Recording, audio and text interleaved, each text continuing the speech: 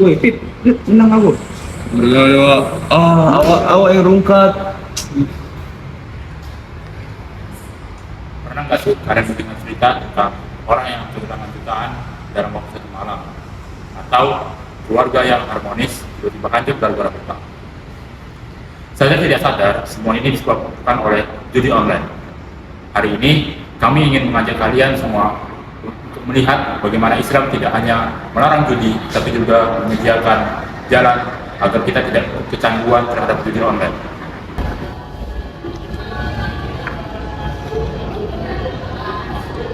Judi online atau yang sering disebut menghibur bukanlah masalah kecil. Menurut data Kominfo, ada ribuan situs judi online ilegal yang dapat diakses oleh masyarakat Indonesia setiap harinya. Kenapa ini berbahaya?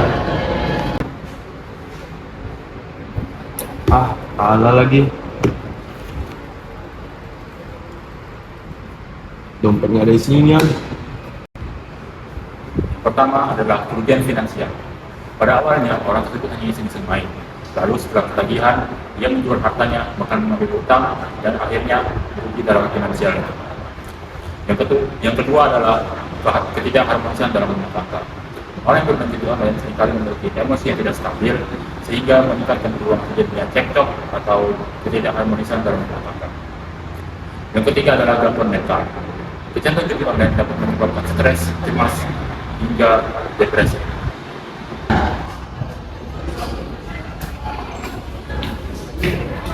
Lalu bagaimana Islam melihat masalah ini? Allah berfirman dalam surat Al-Maidah ayat 40.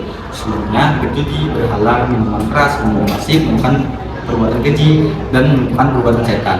Islam juga melarang bukan karena judi itu haram, tapi karena dampaknya akan menghancurkan hidup manusia. Yang pertama, judi merusak akal sehat dan logika. Orang memudah emosi dibandingkan berpikir jernih. Yang kedua, rezeki tidak berkah. Rezeki yang berkah datangnya dari usaha yang halal dan jujur, bukan yang haram, yaitu seperti bermain judi. Yang ketiga, tidak memikirkan tanggung jawab dan masa depan. Orang lebih memikirkan kemenangan dibandingkan masa depan. Oleh karena itu, Islam melarang kita untuk bermain judi dan menjauhkan hal-hal yang berbau dengan judi. Sekarang pertanyaannya, kalau udah tahu bahayanya, apa yang harus kita lakuin? Jadi Islam menawarkan solusi realistis yang bisa kita terapkan dari sekarang. Pertama, untuk individu, kita bisa menguatkan diri, menguatkan iman kita, seperti mengontrol diri kita, memperbanyak ibadah, zikir, dan berdoa. Karena kalau iman kita kuat, kita akan lebih tahan terhadap godaan. Kedua, putuskan aksesnya. Kita bisa menghapus aplikasi pinjol, memblokir situs-situs pinjol, dan juga kalian bisa melaporkan dan memblokir akun-akun media sosial yang mempromosikan judi online.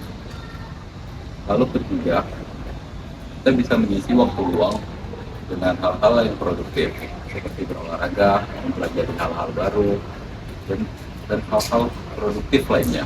Karena banyak orang yang jatuh ke pinjol hanya karena mereka merasa bosan dan hilang arah. Lalu selanjutnya untuk keluarga, kita bisa mulai membangun komunikasi yang jujur dan aman. Apabila ada anggota keluarga kalian yang terjebak judol, kalian bisa mendatangi dengan empati, dengan baik-baik.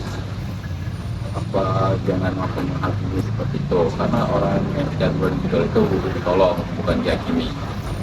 Lalu selanjutnya untuk masyarakat, kita bisa mulai aktif mengedukasi lingkungan sekitar lewat seperti masjid, sekolah, kampus, dan komunitas.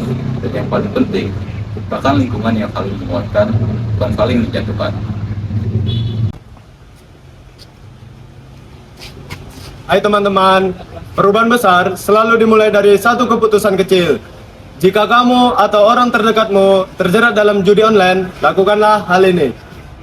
Yang pertama, berani berhenti dan bertaubatlah. Allah akan selalu membuka pintu ampunan.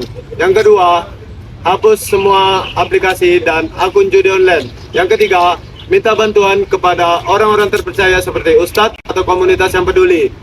Dalam surat Al-Baqarah ayat 222, Allah Subhanahu wa taala berfirman, "Ingat, tidak ada kata terlambat untuk berubah. Hidup yang tenang dan rezeki yang berkah datang dari jalan yang halal."